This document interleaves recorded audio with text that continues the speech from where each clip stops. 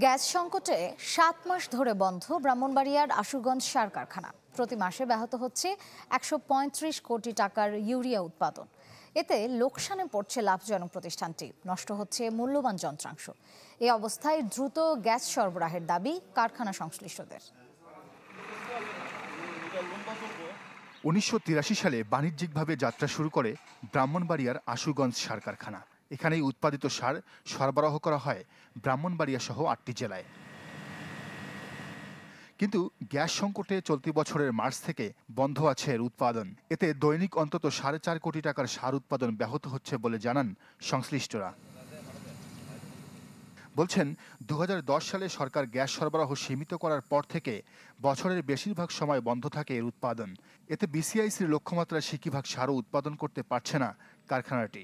দীর্ঘ সময় বন্ধ থাকায় কার্যক্ষমতা হারাচ্ছে মূল্যবান যন্ত্রপাতি। এখান থেকে যে টাকা নিতে পারতো তার কয়েক গুণ বেশি দিয়া সেই টাকা সার এখন ওই সব ডিস্ট্রিক্টে পৌঁছাইতে হইতেছে, যার দরুন সারের দাম অনেক বেশি পড়তেছে। আমাদের কারখানা বন্ধ থাকার জন্য প্রতি মাসে আমাদের ১৩৫ কোটি টাকার মতো লস হচ্ছে। যেমন আমাদের প্রায় ১২ মাস হিসাব করলে এভারেজ ১৫০০ কোটি টাকার মতো আমাদের প্রতি বছরে লস হচ্ছে, যেটা আসলে ১৫০০ কোটি টাকা কিন্তু একটা দেশের জন্য হিউজ একটা ইফেক্ট আনে। শ্রমিক আর কর্মকর্তাদের দাবি, নিরবিচ্ছিন্ন গ্যাস সরবরাহ পেলে আবারও লাভজনক প্রতিষ্ঠানে পরিণত হবে কারখানাটি। এই প্রতিষ্ঠানকে বাঁচিয়ে রাখার জন্য আমাদেরকে দ্রুত এই কারখানায় গ্যাস সরবরাহ দিয়ে সার শিল্পে স্বয়ংসম্পূর্ণতা অর্জন করতে হবে। পেট্রোবাংলার কাছে আমাদের একটাই দেবে যে আমাদের গ্যাস দেন এবং উইথ অপটিমাম বার অপটিমাম লেভেলে দেন।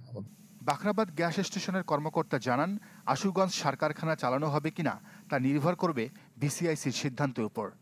বাখরাবাদে সারের জন্য এখন কোনো বরাদ্দ নাই। নরমালি আমরা পেট্রোবাংলার কাছে 50 মিলিয়ন পার ডে বরাদ্দ নেই। পেট্রোবাংলা যদি আমাকে বরাদ্দটা দেয়, আমি ডেফিনেটলি সার কারখানায় গ্যাস দিব এবং সেই অনুযায়ী সার কারখানা চলবে। কারখানাটির দৈনিক উৎপাদন ক্ষমতা প্রায় ১২০০ টন ইউরিয়া সার। Desk report, channel 24।